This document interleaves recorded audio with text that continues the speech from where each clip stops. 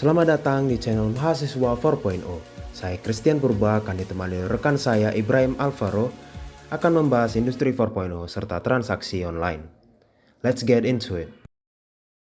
Pada video ini akan ada dua topik bahasan. Yang pertama mengenai era teknologi 4.0 serta kaitannya dengan transaksi online.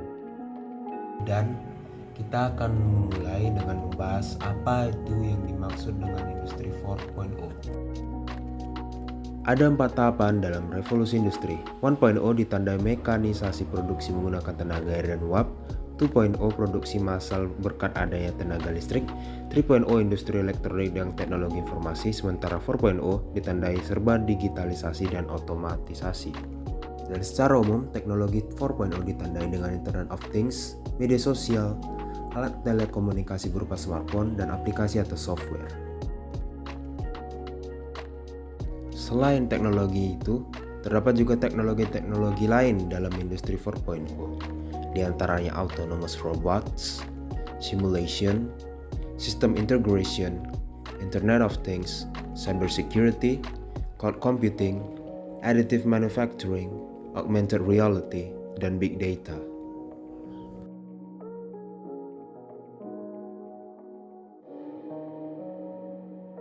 Ada juga aspek lain yang tidak kalah penting dalam industri 4.0, yaitu transaksi online berupa e-commerce dan e-business yang juga akan dibahas dalam video ini. Lalu, apa itu Indonesia 4.0? Making Indonesia 4.0 mencerminkan kesungguhan negara sedang beradaptasi dengan ragam perubahan besar pada era revolusi industri keempat atau industri 4.0 sekarang ini. Kewajiban negara pula untuk menyiapkan generasi penerus menjadi angkatan kerja yang kompetitif dan produktif sepanjang era industri 4.0 itu. Di samping berbagai manfaatnya, ternyata fakta yang ditemukan di lapangan, industri 4.0 berdampak langsung kepada masyarakat. Fakta-fakta tersebut diantaranya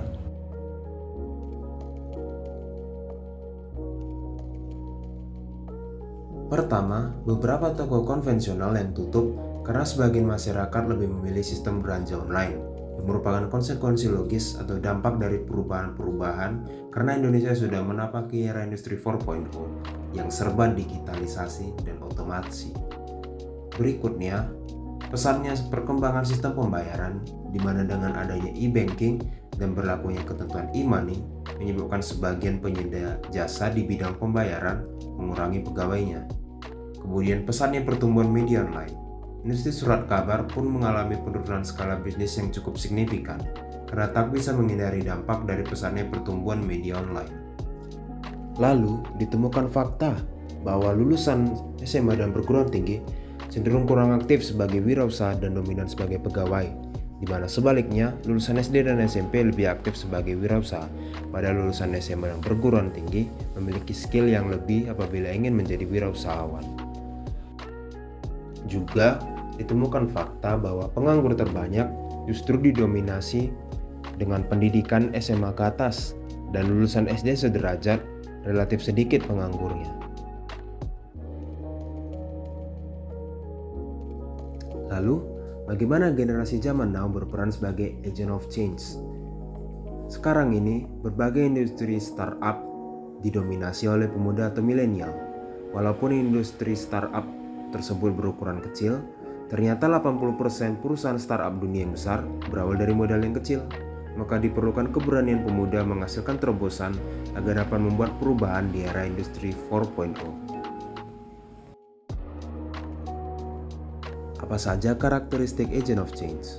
Yang pertama, memiliki visi yang jernih dan kegigihan mencapai target, bersikap kritis dan analitis, membangun hubungan yang kuat dengan membangun kepercayaan, penuh inovatif dengan metode thinking out of the box, mempunyai ide-ide segar dan pemikiran-pemikiran kreatif, dan syarat akan pengetahuan alias melek teknologi.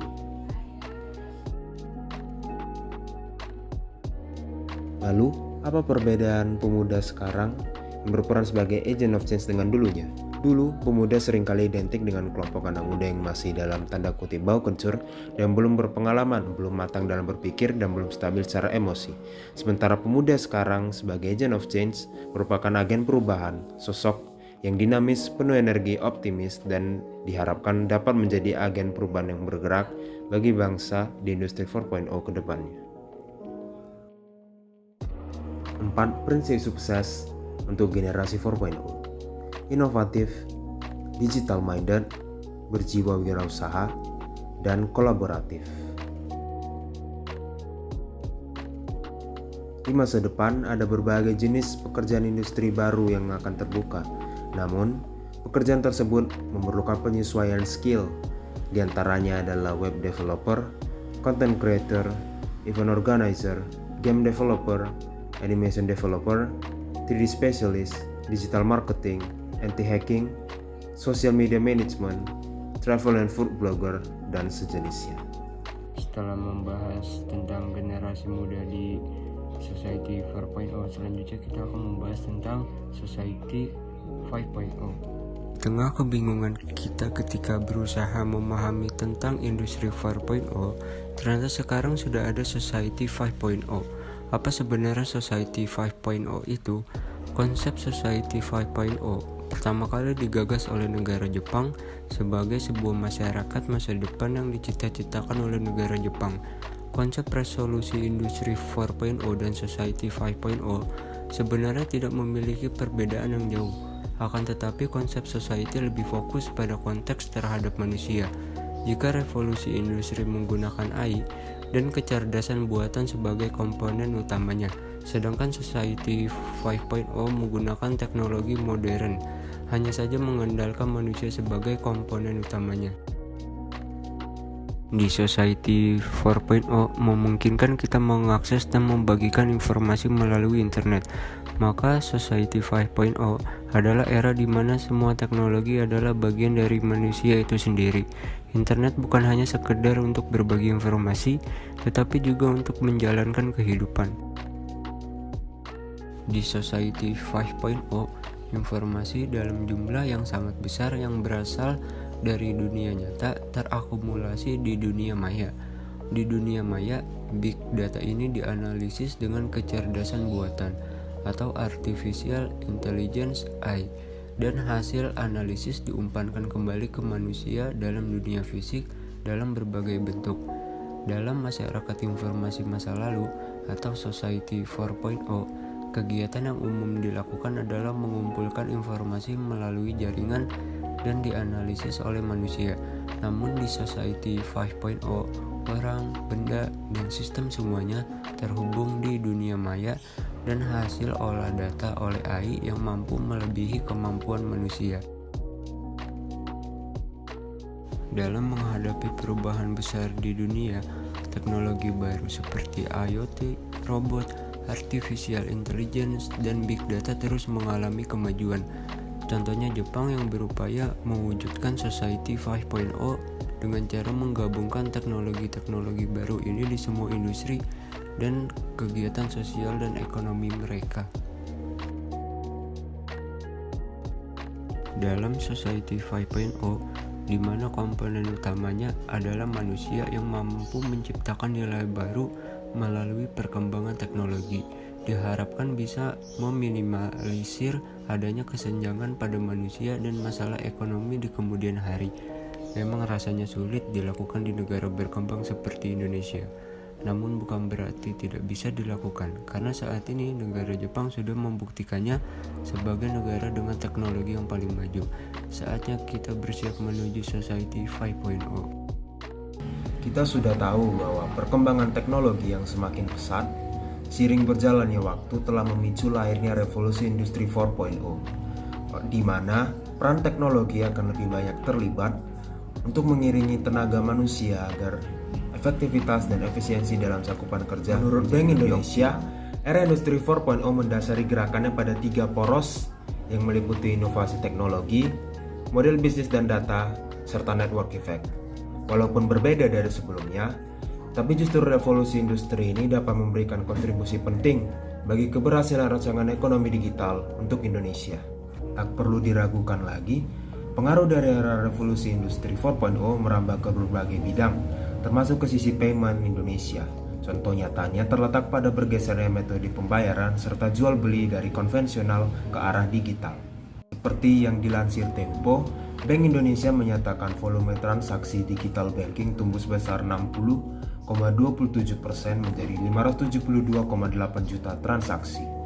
Preferensi masyarakat untuk berbelanja online serta meluasnya penyediaan transaksi pembayaran digital menjadi alasan dibalik meningkatnya angka tersebut. Contohnya, jika sebelumnya penggunaan kartu debit atau ATM dan uang tunai sering digunakan untuk bertransaksi, kini masyarakat ditawarkan metode pembayaran elektronik yang semakin bervariasi, efektif, dan praktis. Metode pembayaran ini pula mencakup e-wallet, QR code, mobile atau internet banking, serta payment channel lainnya yang dapat dipergunakan sebagai metode online payment atau transaksi online. Maka selanjutnya, kita akan membahas mengenai transaksi online. Hampir semua orang di zaman sekarang pernah melakukan transaksi online melalui toko online yang diakses melalui internet, seperti Shopee,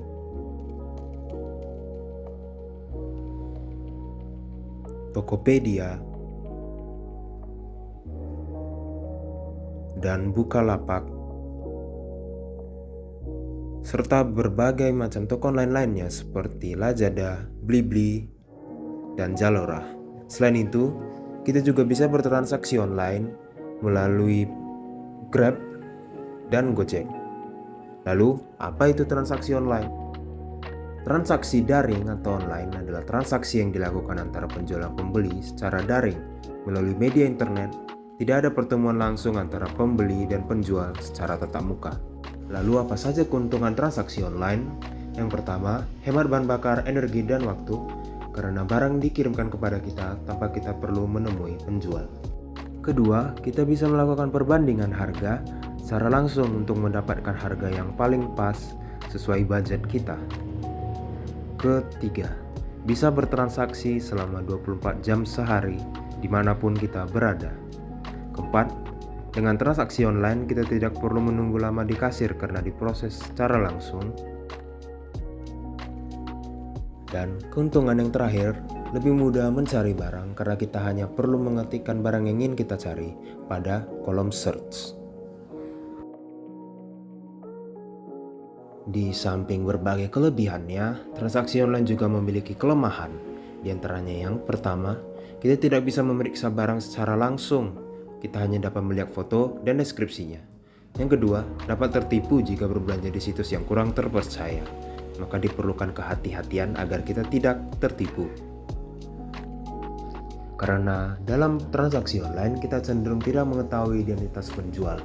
Oleh karena itu ada beberapa hal yang bisa kita lakukan untuk menghindari terkena penipuan melalui transaksi online yang akan dibahas nanti dalam video ini. Serta kelemahan yang terakhir yaitu durasi menunggu barang dikirim. Ada berbagai metode pembayaran dalam transaksi online. Yang pertama, cash on delivery atau COD. Sesuai dengan namanya, pada metode pembayaran ini kita membayar sejumlah uang kepada kurir sesuai dengan harga produk yang kita pesan, dan kemudian kurir yang akan meneruskan uang tersebut kepada penjual. Metode berikutnya adalah transfer bank. Dengan metode ini, kita mengirimkan langsung sejumlah nominal sesuai dengan harga barang kepada penjual.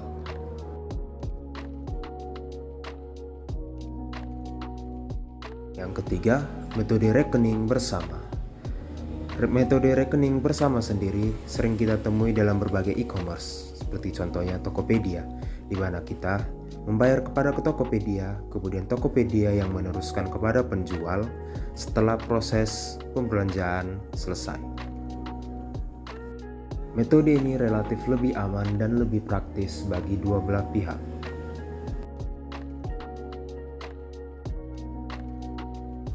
Metode pembayaran yang keempat yaitu e-currency, seperti OVO, GoPay, Dana, Linkaja, dan ShopeePay. Di mana di dalam metode pembayaran ini, pembeli harus terlebih dahulu mengisi saldo virtual yang kemudian dapat digunakan untuk berbagai transaksi online.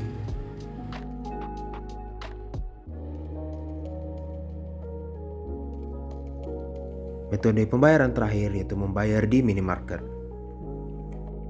di mana kita menunjukkan kode pembayaran yang telah ada dalam e-commerce dan membayar sejumlah uang yang sesuai kepada kasir.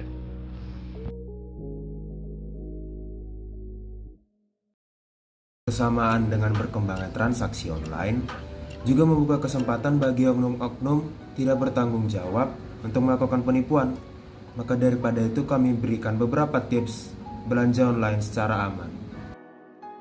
Di masa pandemi seperti sekarang ini, kita lebih sering melakukan aktivitas dari dalam rumah, termasuk berbelanja. Badan Pusat Statistik mengatakan bahwa 9 dari 10 orang memilih untuk berbelanja online.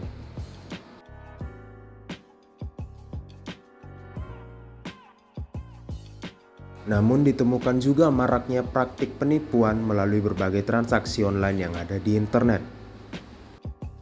yang mana mengharuskan kita menjadi smart customer dalam berbelanja. Berikut tips aman belanja online.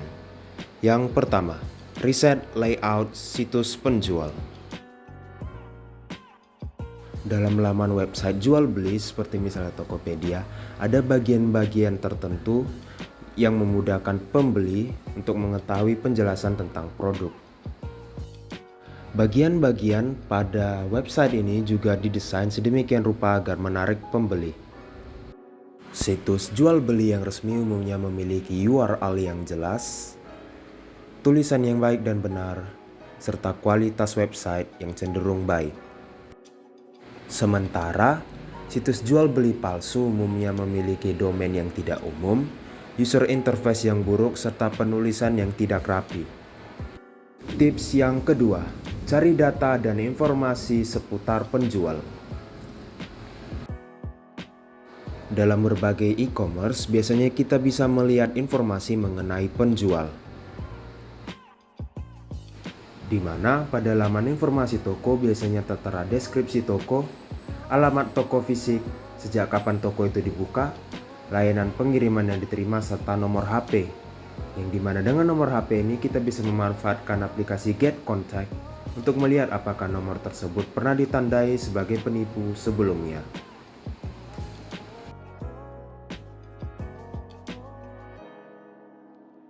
Tips yang ketiga, pastikan website penjual asli, bukan replika. Situs toko replika umumnya mempunyai desain serta nama yang menyerupai toko asli untuk mengecoh pembeli. Namun, kita dapat membedakannya dengan melihat domain. Pada domain akan tertera nama daripada website tersebut. Apakah pas ataukah berbeda dengan domain yang umumnya digunakan?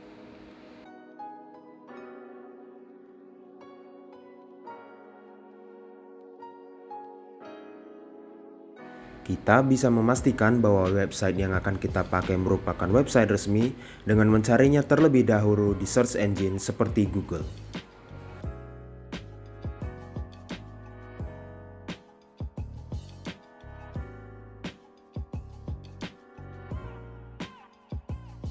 Tips yang keempat, perhatikan metode pembayaran yang akan digunakan.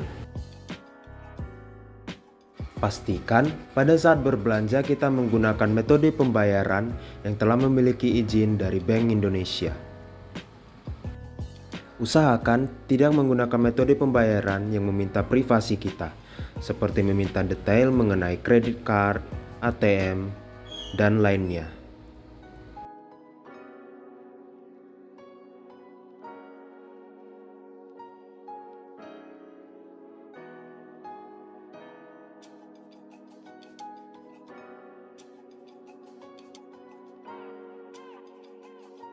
Jenis-jenis pembayaran yang dapat dipercaya pula antara lain seperti kartu kredit, kartu debit, transfer bank,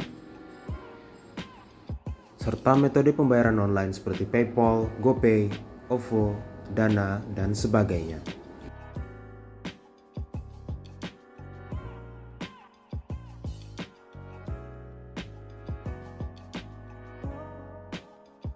Tips yang kelima, tidak menyebarluaskan PIN dan OTP kepada siapapun.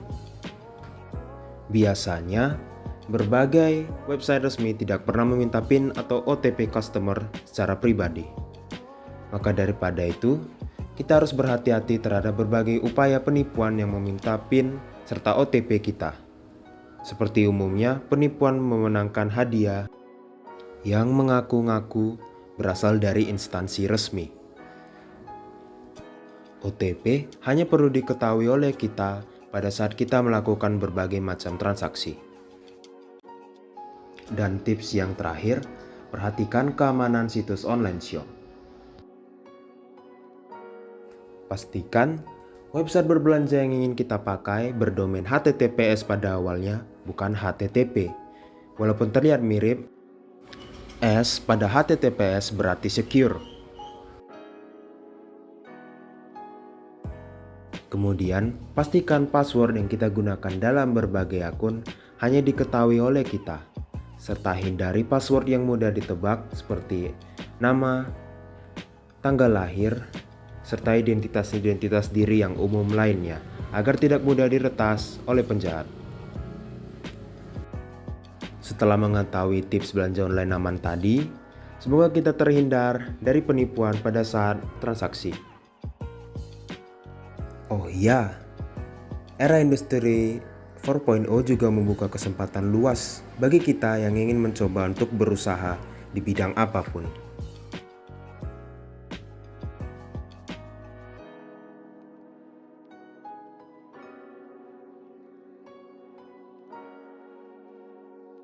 Semoga setelah mempelajari tentang peran generasi muda sebagai agent of change di industri 4.0, kita dapat mengimplementasikannya agar kita siap menjadi generasi yang kelak dapat membawa perubahan bukan hanya pada diri kita, namun pada negara dan dunia.